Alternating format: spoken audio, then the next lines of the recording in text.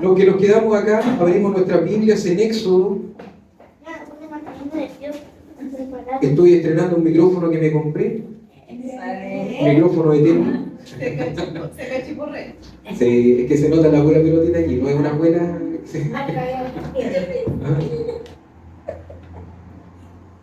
Así que estamos contentos también, hermanos, porque esta semana que va a comenzar vamos a partir una plantación también en la ciudad de Quillota. Ya hay un grupo de gente ahí que está esperándonos. Ayer estuve conversando con el hermano que va a estar encargado ya, así que el hermano Marcelo, y estamos muy contentos en el Señor. Ya está todo listo y dispuesto para que mañana a las 7 de la tarde estemos conectados a través de las mismas plataformas, pero ahora en la ciudad de Quillota. Y vamos a estar allá glorificando el nombre del Señor. Allí vamos a estar partiendo con un tema muy relevante que después lo vamos a estar tratando aquí el día miércoles. Cuando terminemos la serie Jesús me salvó y ahora qué, vamos a comenzar con esta otra serie que se llama ¿Qué es el Evangelio? Aunque parezca simple y parezca algo insípido, para muchos no es escatología, no es grandes disciplinas o grandes temas teológicos. Conocer y entender qué es el Evangelio es relevante para la vida del cristiano. Es muy importante. Si usted no entiende qué es lo que es el Evangelio, después de 20 años viviendo el Evangelio, ha perdido 20 años de su vida. Así que allá en Quillota vamos a estar comenzando este lunes con esa serie, y de este miércoles al próximo partimos con esa misma serie acá en Viña del Mar. Hermanos amados, los que están aquí, los que están en las transmisiones, si te vienes recién conectando, te saludamos en el nombre del Señor, te bendecimos, esperamos que no te vayas, que te quedes, porque hay una palabra del Señor para ti, y los que están aquí hay que cerrar la puerta para que no se vayan. Bien, hoy seguimos con nuestra serie de Éxodo. Estamos estudiando el libro de Éxodo y hemos aprendido bastantes cosas hasta el momento. Ya hemos visto los 5 primeros capítulos del libro de Éxodo, hemos hecho un análisis profundo de quién escribió el libro de Éxodo, de qué se trata, cuál es el objetivo del libro, y después analizamos los 5 primeros capítulos. El Señor ha hablado en nuestras vidas y el día de hoy vamos a estar reflexionando sobre Éxodo capítulo 6. Éxodo capítulo 6. Si no trajeron la Biblia, ahí en el celular usted puede colocar en Google Chrome o en el navegador que usted use, escribe Éxodo capítulo 6. Hermanos, mi propósito el día de hoy es enfocarme en conocer la grandeza de Dios. ¿De qué tamaño es el Dios que usted tiene? Los que están aquí, ¿conocen realmente a Dios? ¿O solamente han vislumbrado algo de Dios? Los que están en las transmisiones, ¿conocen realmente a Dios? Job dijo, hacia el final del libro de Job, decía, de oídas te había oído, mas ahora mis ojos te ven.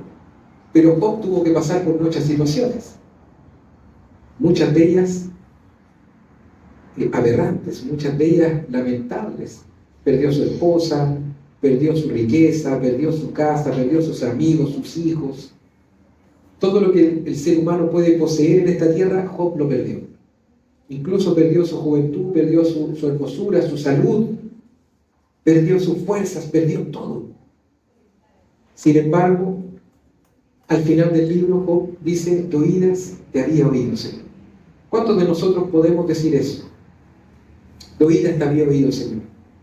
¿O realmente tenemos la firme convicción de haber conocido a Dios? Jesús dijo, por sus frutos los conoceréis. Por lo tanto, si hemos conocido realmente a Dios, si realmente hemos tenido un encuentro personal con el Señor, eso se nota en la asistencia, en los devocionales diarios, en la oración, el tiempo que tomas para pasar con Dios. Amén. Quiero hacer un pequeño relato introductorio a este capítulo que se divide en 2 partes. Los primeros versos hablan de la respuesta que Dios le da a Moisés Recordamos nosotros que en el capítulo 5 habíamos quedado con Moisés muy menguado, con una negativa de Faraón, y más encima con el reproche del pueblo de Israel, porque el Faraón no tan solo le dijo no los voy a dejar ir, sino que además dobló o triplicó, ¿no es cierto?, el esfuerzo y los castigos que ya tenía sobre el pueblo de Israel. Por lo tanto, este capítulo 6, comienza con esa narrativa, con un Moisés conflictuado, obedeciendo a Dios, siguiendo la voluntad del Padre, pero siendo criticado y siendo menospreciado, siendo ninguneado. ¿Realmente será este que nos va a libertar? ¿Realmente será el libertador? ¿O habrá otro que nos venga a libertar? Porque no está resultando. Va ante Faraón, lo escucha y nos castigan el doble. El pueblo de Israel sigue sufriendo bajo el yugo de Faraón, ¿cierto? Moisés se enfrenta al rechazo de Egipto y la incomprensión de su propio pueblo. Cosas que a veces nos pasan a nosotros, ¿no? A veces nosotros decimos, no, voy a hacer la voluntad del Padre. Y somos totalmente incomprendidos en nuestro trabajo, en nuestro círculo social. Muchas veces se nos critica, hay murmuraciones, por cuanto nosotros tenemos una posición más bíblica. Parece que todo empeoraba, pero en medio de la oscuridad Dios habla nuevamente a Moisés. Y es aquí donde nos vamos a centrar nosotros, porque en la segunda parte de este capítulo hay una genealogía. Y la genealogía, uno podría decir, ¿para qué Dios puso una genealogía? ¿Por qué Moisés escribe una genealogía aquí? Esta genealogía, hacia el final del capítulo, del sermón, yo les voy a contar por qué está ahí. Porque pareciera no tener ningún asidero, ninguna lógica que apareciera esto, ¿cierto?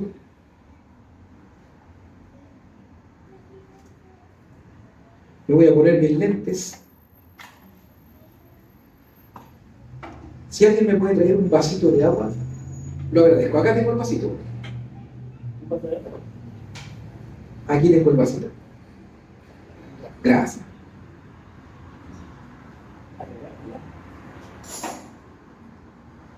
Quiero hacerles una pregunta, los que están aquí en la transmisión y los que estamos acá presentes también. Quiero preguntarles, ¿conocemos realmente la grandeza de Dios? ¿Ha visto usted el mar abrirse? ¿Ha visto un milagro de parte del Señor? Porque generalmente cuando hablamos de la grandeza de Dios, ¿qué se nos viene a la mente? Estas cosas, ¿cierto? Que Dios haga un milagro, que Dios haga descender fuego del cielo, no sé, cosas que en el Antiguo Testamento Dios hacía, ¿cierto? Se nos vienen esas cosas a la mente, pero nadie piensa, el Señor me dio un día más de vida. Hoy puedo respirar profundo, no tengo problemas para respirar. Hoy puedo verles. Nadie piensa en esas cosas, ¿o sí? Muchas veces se nos va la mente hacia cosas más rimbombantes.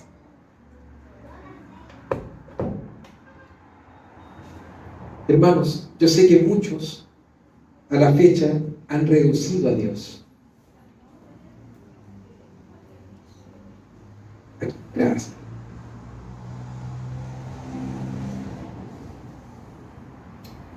Está rica, gracias. Entonces yo sé que muchos han reducido a Dios a las expectativas de cada uno. Yo sé que cada uno tiene expectativas de lo que debiera ser Dios, lo que de Dios debiera ser por nosotros, y esto se ha transformado en una incomprensión de la persona de Dios. Esto se ha vuelto una fábula, se ha vuelto una ilusión de lo que realmente es Dios. Y aquí en este texto de Éxodo capítulo 6, y ahora sí vamos a leer Éxodo 6, versos 2 y 3. Éxodo capítulo 6, versos 2 y 3. Dice la palabra del Señor: habló todavía Dios a Moisés y le dijo: yo soy Jehová, y aparecí a Abraham, a Isaac y a Jacob como Dios omnipotente. Note lo que está diciendo acá. Le está diciendo que a los patriarcas se apareció como un Dios omnipotente. Mas en mi nombre Jehová no me di a conocer a ellos. ¿Está fácil de entender esto? ¿O está un poco complejo? De todo el capítulo vamos a reflexionar en este primer punto. Porque aquí Moisés está abriéndonos los ojos. En el Génesis, Dios ya se había revelado como Jehová. El nombre de Jehová ya era conocido entre los hebreos. Pero ¿por qué acá Dios le está diciendo a Moisés, yo soy Jehová? Y después le aclara y le dice, a los patriarcas no me di a conocer como Jehová. Me di a conocer como el Dios omnipotente, como el Shaddai. Y el Shaddai era el nombre que ellos lo conocían, que era el Dios omnipotente, el todopoderoso. Vamos a desarrollar esta idea y esta reflexión esta mañana. Esto nos induce a que el pueblo de Israel realmente no conocía la profundidad, la anchura y la altura de Dios. Realmente no tenían esa cosmovisión. Y quizás muchos de nosotros que estamos acá, los que están ahí en las transmisiones, también podamos tener esta miopía espiritual, que no podamos ver con claridad, que no podamos ver realmente quién es Dios. Amén. Vamos a reflexionar en 3 puntos. El primero de ellos, Dios se revela progresivamente. Lo primero que nos dejan ver estos 2 versos es que hay una revelación progresiva de Dios. Habían pasado 430 años, hermanos. Desde que Jacob entra en la tierra de Egipto hasta que Moisés aparece en escena, habían pasado 430 años, en los cuales Dios no se había revelado como Jehová. ¿Recuerdan la promesa que Dios le hizo a Jacob? Le dijo, mira, anda a Egipto, yo voy a ir contigo, voy a descender contigo, pero te voy a hacer una nación grande ahí. Y pasarán 400 años de esclavitud. A Abraham también le dijo, van a pasar 400 años de esclavitud. Hermanos, los patriarcas conocieron a Dios como el Shaddai, como les dije, el Dios omnipotente, el Dios poderoso, el que hace pactos. Abraham, Isaac y Jacob no vieron nunca la promesa de Dios cumplida. Esa promesa que se dio en Génesis capítulo 3, ellos nunca la vieron cumplida. Jacob se murió en Egipto y nunca vio que su descendencia fuese una nación grande. Abraham murió y nunca vio que su descendencia fuera como las estrellas del cielo y la arena del mar. Isaac murió y no vio tampoco la promesa de Dios cumplida. Por lo tanto, Dios para ellos, ¿qué fue? ¿El Dios que cumple los pactos o el Dios que hace pactos? El que hace pactos, ¿cierto? Entonces, pero acá en Éxodo estamos viendo que Dios se revela de una forma distinta, porque ya la nación de Israel es una nación grande. En el primer capítulo nosotros pudimos analizar y entender que Dios había cumplido esta promesa porque aparece un faraón nuevo, ¿no es cierto?, un rey nuevo sobre Egipto, y este rey se preocupa porque dice que los hebreos son más que los egipcios. Son mayor en número, mayor en cantidad que ellos mismos. Entonces, habían 100 egipcios y habían 200 hebreos, por poner un número cualquiera. Entonces, ya se había cumplido esta promesa de Dios y allí Dios empieza a revelar de una forma distinta en este libro de Éxodo. La generación del Éxodo lo conocería como Jehová, el Dios que guarda y cumple los pactos. Abraham conoció a Dios como el que los promete. Moisés conoció al Dios que los cumple. Nosotros conocemos al Dios que lo consumó. Amén. Porque Abraham y Moisés no vieron a Jesús, no vieron el plan redentor, la promesa de redención de Génesis capítulo 3 cumplida. pero nosotros sí. Nosotros vivimos esa promesa de redención hecha en Génesis 3. Gocémonos, hermanos, aquí hay una aplicación para nuestra vida. Dios es mucho más de lo que imaginamos. Dígale ahí al que tiene atrás, al lado, al que tiene cerca a usted en la transmisión, Dios es mucho más de lo que imaginamos. Amén. Mire, Dios es mucho más que el que le va a dar la plata para cumplir sus compromisos económicos. Dios es mucho más que el que le va a dar la sanidad de la enfermedad que tiene, de lo que está padeciendo. Dios es mucho más que todo eso. No nos alcanza la dimensión de nuestras mentes que están cautivas a una realidad material. Para nosotros todo es material. Todo debe ser tangible, todo debe ser palpable, olible, visible, audible. Todo tiene que estar bajo nuestros 5 sentidos, ¿cierto? No podemos mirar más allá. Ya cuando nos imaginamos, ¿y dónde vivirá Dios? Algunos imaginaron que vivían en el tercer cielo, ¿cierto? Como una tercera capa de atmósfera.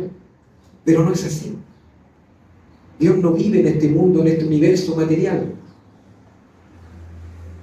Dios habita, dice la palabra, en las regiones celestes. Nunca llegaremos a abarcar su grandeza. Mientras estemos en este cuerpo material, jamás podremos alcanzar a comprender la grandeza de Dios. Pero Él se revela en lo que necesitamos para vivir, en lo que necesitamos para confiar en Él. Por eso Jesús vino a esta tierra, murió y resucitó para que nosotros creamos que Él vive y reina, para que nosotros podamos tener algo a lo cual asirnos, a la cruz de Cristo. Por eso la cruz es un símbolo del cristianismo, porque nosotros podemos asirnos, allegarnos, ¿no es cierto?, aferrarnos a la cruz, porque es algo que los libros de historia lo cuentan, es algo que la Biblia nos narra, es algo a lo cual nosotros podemos observar y podemos creer.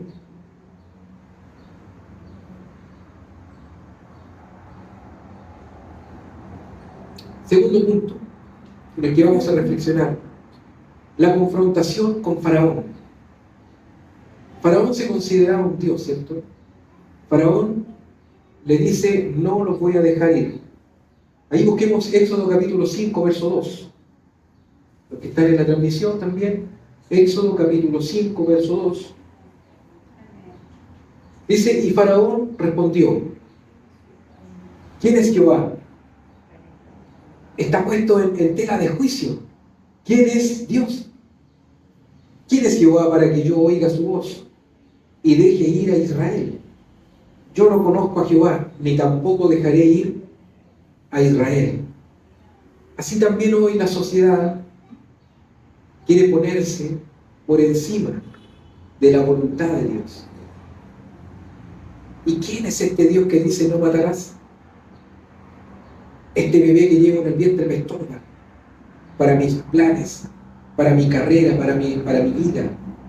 Lo voy a matar. ¿Quién es Dios? Así piensa el mundo. Es fuerte decirlo, pero así piensa. ¿Y qué le podemos decir nosotros? ¿Quién es Dios? Si alguien le preguntara a usted, que está en las transmisiones, los que estamos acá, ¿quién es Dios? ¿Quién es Jehová? Así como Faraón preguntó a Moisés, ¿quién es Jehová? Y Moisés no supo darle una respuesta en el momento, así nosotros somos confrontados día a día. Muchas veces la gente nos pregunta y nos dice, ¿y quién es Dios? Dios no existe. Dios es un invento de la mente humana para justificar lo que no tiene justificación. Dios es un invento para justificar las cosas que la ciencia no ha podido probar. Así dice el mundo, ¿cierto? ¿Y qué les decimos nosotros? ¿Quién es Jehová? Es la pregunta que resuena hoy para cada cristiano. Faraón se la hizo a Moisés y hoy día esta sociedad faraónica nos hace la misma pregunta a nosotros. ¿Quién es Jehová? Hermanos, por eso tenemos que estudiar la palabra. Por esto debemos analizar y escudriñar todos los días la palabra del Señor, porque solo allí vamos a encontrar la respuesta para este mundo que está deseoso de encontrar respuesta a sus problemas. La respuesta se llama Cristo, se llama Dios, Jesús, Jehová. El Padre y el Hijo uno son. Por lo tanto, cuando nos referimos a Jesús, estamos refiriéndonos a Dios el Padre y al Espíritu Santo. Los tres son uno. Hermanos, la fe muchas veces es probada. El mundo desprecia a Dios. El mundo desecha a Dios. Y nuestra fe se ve confrontada, así es que realmente tiene un temple. O el mundo te hace titubear. O el mundo te hace trastabillar y tú dices, pues sí, pero no. Tenemos que tener una fe sólida. Tenemos que entender en quién hemos creído. ¿Quién es Dios? El creador del universo, el que sostiene cada una de nuestras vidas. Aquel que dijo, ni un pajarito cae en tierra sin que mi Padre que está en los cielos lo sepa, es aquel que sostiene nuestras vidas. ¿Cuánto tiempo nos queda en esta tierra? Solo Dios lo sabe. Pero mientras estemos aquí, acordémonos, ya lo vamos a analizar en los capítulos que siguen, en los domingos que siguen. Éxodo 9:16. Te he puesto para mostrar en ti mi poder. Debemos reflejar a Cristo en nuestras vidas. La pregunta es, ¿quién es Jehová para ti? ¿Es un nombre religioso? ¿Es aquel que justifica el culto al que perteneces? ¿O el Dios vivo que gobierna sobre todo? Hermanos, lo que pasa en este país y en el mundo no está ajeno a la voluntad de Dios. Muchos miramos la televisión y miramos las noticias y miramos el mundo, ¿no es cierto? Y vemos que el mundo va en decadencia. Es algo palpable, ¿cierto? Vemos la desgracia, la maldad, cómo va creciendo, la calamidad. ¿Sabe qué dice la palabra? Que en los últimos tiempos la maldad del hombre aumentará. ¿Qué es lo que vemos? Mire nuestro Dios que es bueno, misericordioso y bondadoso y amoroso para con nosotros. Como Él sabe que nuestras mentes lo único que pueden ver es lo material y están cegadas a lo espiritual, a través de lo material nos muestra su voluntad y su existencia. Él dijo, la maldad va a aumentar. ¿Y qué es lo que nuestros ojos ven? ¿Qué es lo que los noticieros nos muestran? Que la palabra de Dios se está cumpliendo. Así podemos ver a Dios. Y así podemos mostrar a Dios también. No, es que las leyes aquí que muéstrame un país que viva como el país, como el huerto de Edén. Todos en paz. No existe. Todos los países tienen maldad, tienen robo, tienen cárceles. No hay ni un país que no tenga una cárcel. ¿Por qué? Porque en todos los países del mundo existen personas que son movidas por su naturaleza de pecado. La Biblia dice que la tierra y su plenitud son ¿de quién? De Dios. Y la Biblia dice que Dios hace como Él quiere. ¿Y qué dijo que quería? Que en los últimos tiempos la maldad iba a aumentar. ¿Y qué es lo que hace Dios? Solo nos deja. Primera de Tesalonicenses dice que Dios entrega un poder engañoso a fin de que se pierdan, a fin de que crean la mentira. Por eso mucha gente se aparta, porque están creyendo en la mentira. Hermanos, ya para ir terminando nuestro tercer punto, nuestra fe también es probada en la vida diaria. Al igual que Moisés, muchas veces obedecemos a Dios y las cosas parecen empeorar. Amén. El Señor dice que no dejemos de congregarnos como tienen por costumbre los gentiles, los que no conocen a Cristo. Y a veces por hacer eso, por congregarnos, tenemos problemas. Porque si la reunión es en la mañana o en la tarde, siempre hay cosas que hacer. abrimos los ojos y estamos llenos de tareas. Hay muchas cosas que hacer. Y más de alguna dejamos de hacerla por asistir a la iglesia, por congregarnos. Y eso a veces nos acarrea problemas con los padres, con el esposo, con la esposa, con los hijos. Algo pasa. Pero ¿saben qué? Ahí nuestra fe es probada. Porque ahí el Señor dice, buen siervo fiel, en lo poco me fuiste fiel, sobre mucho te pondré. Debemos aprender a ser fieles a Dios, porque todo lo que tenemos proviene de Dios. Romanos capítulo 8, verso 28, que están en la transmisión, si lo pueden buscar también. Romanos capítulo 8, verso 28. Dice, y sabemos que a los que aman a Dios, todas las cosas le ayudan a bien. Esto es, a los que conforme a su propósito son llamados. Hermano, si tú no estás en Cristo, este texto no es para ti. Acá dice claramente, conforme, esto es, a los que conforme a su propósito son llamados. Si tú no has sido llamado para ser lavado y regenerado por la sangre de Cristo, es momento de que procedas al arrepentimiento. La oposición no cancela la promesa de Dios. Cuando tienes oposición por hacer la voluntad del Padre, esto no cancela las bendiciones de Dios, sino que al revés, las confirma. La fe no se mide por los resultados inmediatos. No es que tenemos fe que todo este salón va a estar lleno. No es que tengamos fe en que vamos a tener un local completo para glorificar al Señor, con muchas salas, un salón más grande, un patio para los niños. No tenemos fe en esas cosas. ¿En qué tenemos fe? En que la obra es de Dios. Y Dios hace como Él quiere. En contra muchas veces de la lógica nuestra. Yo creo que cuando Jacob escuchó la voz de Dios y le dijo, Jacob, quiero que desciendas con toda tu familia a la tierra de Egipto. Yo creo que Jacob dijo, pero Señor, dijiste que esta tierra Canaán era nuestra y ahora me estás sacando de acá. Hay una contradicción, parece, Señor.